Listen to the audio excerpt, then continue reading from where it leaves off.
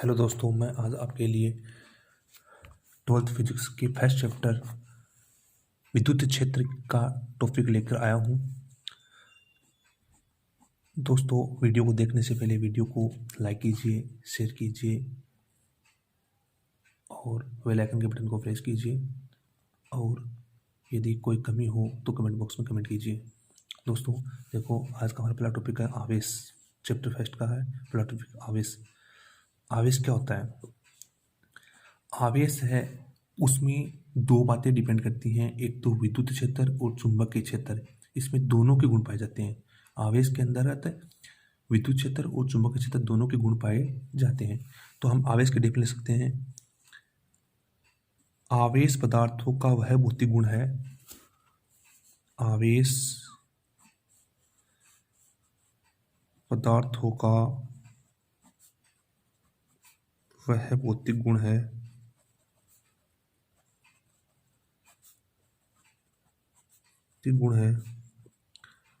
जो विद्युत तथा चुंबकीय क्षेत्र उत्पन्न करता है, जो विद्युत तथा चुंबकीय क्षेत्र उत्पन्न करता है, आवेश कहलाता है। आवेश कहलाता है। आवेश क्या होता है? आवेश पदार्थों का वह भौतिक गुण है जो विद्युत और चुंबकीय क्षेत्र दोनों को उत्पन्न करता है या अनुभव करता है, आवेश कहलाता है। हम आवेश की कई डेफिनेशन और बना सकते हैं। जैसे एक होता है आवेश की सेकंड डेफिनेशन, वो होती है कि आवेश भौतिक विज्ञान की वह शाखा है जिसके अंतर्गत हम आवेशों की अन्योन्य क्रियाओं का अध्ययन कर सकते हैं, वह विद्युत कहलाता है। और यदि विद्युत को हम समय से मल्टीप्लाई कर दें तो वह आवेश बन जाता है। तो देखते हैं आवेश किसे कहते हैं, थोड़ा लगा के, भौतिक विज्ञान की वह शाखा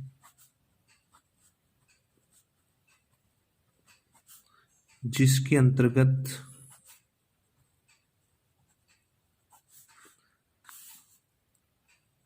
आवेशों की अन्योन्य क्रियाओं का अध्ययन किया जाता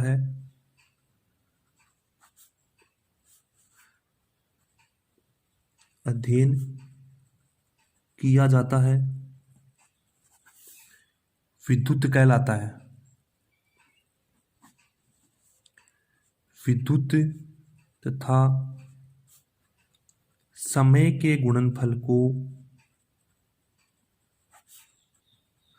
आवेश कहते हैं।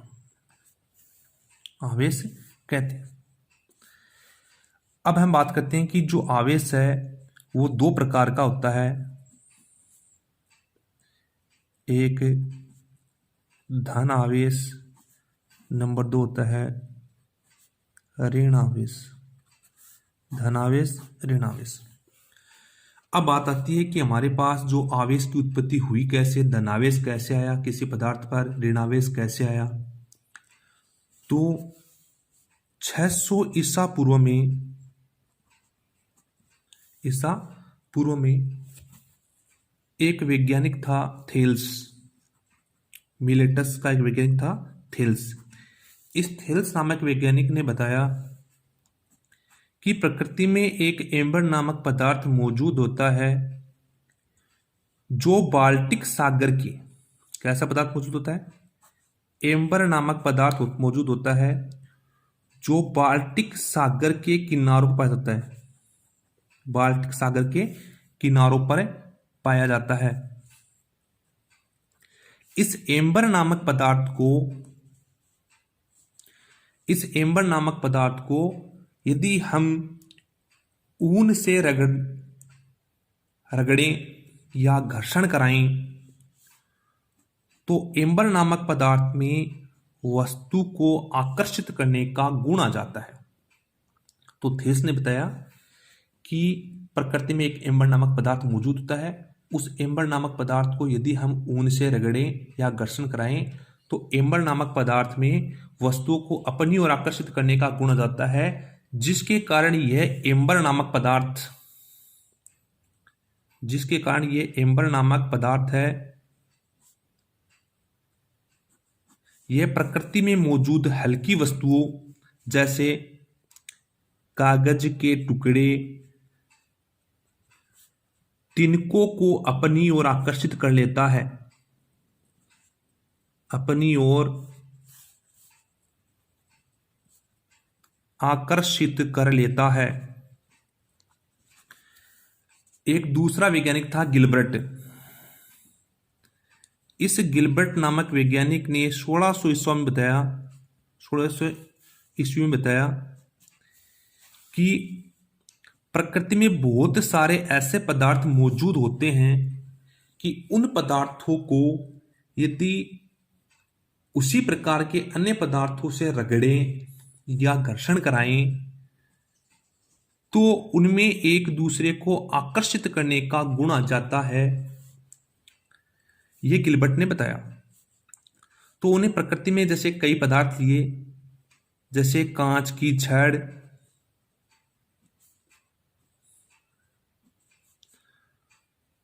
एम्बर, रेशम, सल्फर, बिल्ली की खाल,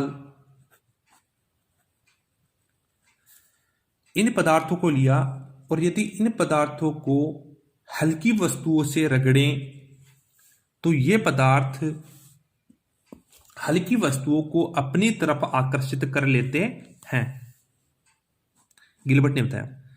अब बात यह है कि गिलबर्ट नामक वैज्ञानिक ने बता दिया और थेल्स ने बता दिया कि प्रकृति में बहुत सारे ऐसे पदार्थ मौजूद होते हैं जिनको अन्य पदार्थों से रगड़ने या घर्षण कराने पर उनमें आकर्षण का गुण आ जाता है, आकर्षित करने का गुण आ जाता है। अब मैं बता रहा हूं कि प्रकृति में भिन्न भिन्न प्रकार के पदार्थ मौजूद होते हैं। उन भिन्न भिन्न प्रकार के पदार्थों को अलग अलग प्रकार के पदार्थों से रगड़े या घर्षण कराएं तो उनकी प्रकृति के अनुसार ही उन पर पॉजिटिव और नेगेटिव चार्ज आता है। आवेश की डेफिनेशन बताई दी। अब हम बात करते हैं कि गिलबर्ट के तथ्य के अनुसार ध्यान देते हैं, गिलबर्ट के तथ्य पर ध्यान देते हैं कि जब कांच की छड़ को हम रेशम से रगड़ते हैं तो कांच की छड़ पर कोई चार्ज आ जाता है। उस कांच की छड़ को हम डोरी से लटका देते हैं, फिर हम क्या करते हैं, वापस कांच की छड़ और रेशम के टुकड़े को वापस रगड़ते या घर्षण कराते हैं।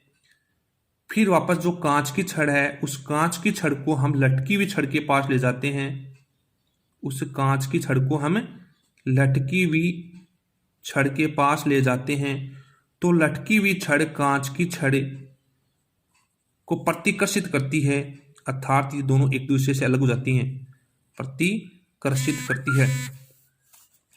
इसी प्रकार दूसरा पदार्थ लिया कि आबूनस की छड़ को बिल्ली की खाल से रगड़ने पर आबूनस की छड़ पे कोई चार्ज आ जाता है और उस आबूनस की छड़ को हम पहले प्रयोग के अनुसार ही लटका देते हैं, धागे से लटका देते हैं। आबूनस की छड़ को हम क्या कर देते हैं, धागे से लटका देते हैं और फिर वापस आबूनस की छड़ को बिल्ली की खाल से रगड़ते हैं और फिर आबूनस की छड़ को लटकी हुई छड़ के पास ले जाते हैं, लटकी हुई छड़ के पास ले जाते हैं तो लटकी हुई छड़ पुनः दूर हट जाती है, अर्थात उसमें प्रतिकर्षण का गुण आ जाता है। वापस उसमें क्या जाता है, प्रतिकर्षण का गुण आ जाता है। इसी प्रकार तीसरा प्रयोग दिया कि जब कांच की छड़ को रेशम से रगड़ते हैं और कांच की छड़ को रेशम से रगड़कर उसको किसी मजबूत धागे से लटका देते हैं। अब हम लेते हैं दूसरी आबुनस की छड़ और बिल्ली की खाल उनको वापस पुनः रगड़ते हैं। पुनः रगड़ने पर जो आबुनस की छड़ है उसको हम कांच की छड़ के पास ले जाते हैं, तो जो कांच की छड़ है वो आबुनस की छड़ की ओर खींची चली आती है, अर्थात उसमें आकर्षण का गुण आ जाता है, उसमें आकर्षण का गुण आ जाता है। इन सभी बातों से यह स्पष्ट होता है कि प्रकृति में अलग अलग पदार्थ मौजूद होते हैं, उन पदार्थों पर अलग अलग ही चार्ज उत्पन्न होता है उनकी प्रकृति के अनुसार। अब हम बात करते हैं नंबर 1 धन आवेश की। धन आवेश क्या होता है? धन आवेश होता है किसी परमाणु या वस्तु में, एटम, किसी परमाणु या वस्तु में इलेक्ट्रॉन की कमी, इलेक्ट्रॉन की कमी को क्या कहते हैं? धन आवेश कहते हैं। किसी परमाणु या वस्तु में इलेक्ट्रॉन की कमी को धन आवेश कहते हैं। यदि परमाणु धन आवेशित है, यदि हमारे पास जो एटम है वो धन आवेशित है, तो उसके द्रव्यमान में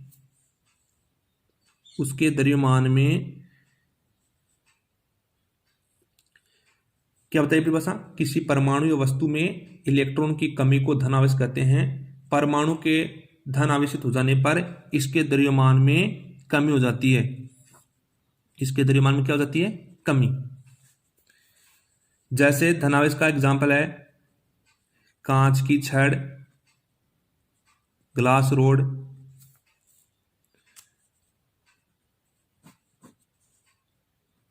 कांच की छड़ इसका एग्जाम्पल है।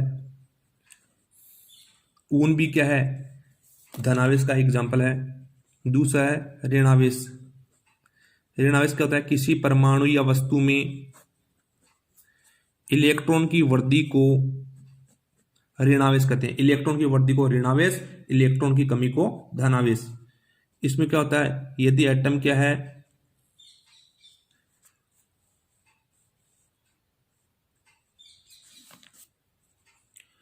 एटम के ऋणावेशित हो जाने पर इसके द्रव्यमान में क्या हो जाती है? वृद्धि हो जाती है।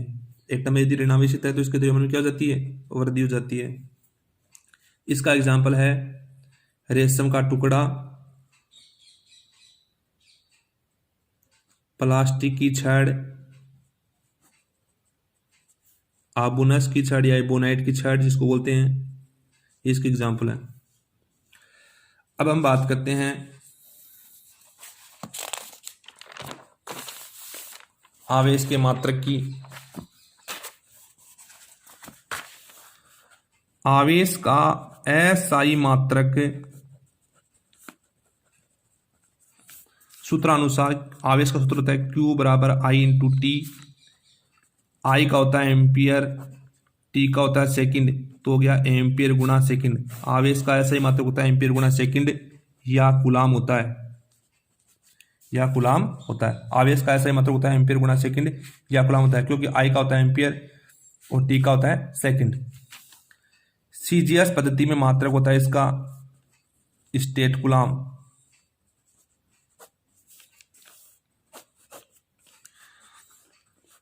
आवेश का सबसे छोटा मात्रक, आवेश का सबसे छोटा मात्रक होता है फ्रैंकलिन, जो कि वैज्ञानिक बेंजामिन फ्रैंकलिन के नाम पर दिया गया, साइंटिस्ट बेंजामिन फ्रैंकलिन के नाम पर दिया गया। इसका मान होता है 1 कूलाम बराबर 3 गुणा 10 की घात 9 ESU, इलेक्ट्रोस्टैटिक यूनिट। यह भी स्थिर विद्युत इकाई, यह भी क्या है? आवेश का सबसे छोटा मात्रक है। यह लिख सकते हैं 3 गुणा 10 की घात 9 फ्रैंकलिन, ये होता है कूलाम का मान फ्रैंकलिन के अंदर। बड़ा मात्रक, आवेश का सबसे बड़ा मात्रक होता है फेराडे, जिसका मान होता है 1 फेराडे बराबर होता है 96,500 कूलाम, 96,500 कूलाम होता है। 1 फेराडे बराबर होता है 96,500 कूलाम होता है। दोस्तों, मेरा ये वीडियो आपको पसंद आया होगा। मैं कल आपके लिए इससे अगला टॉपिक लेकर आऊँगा। धन्यवाद।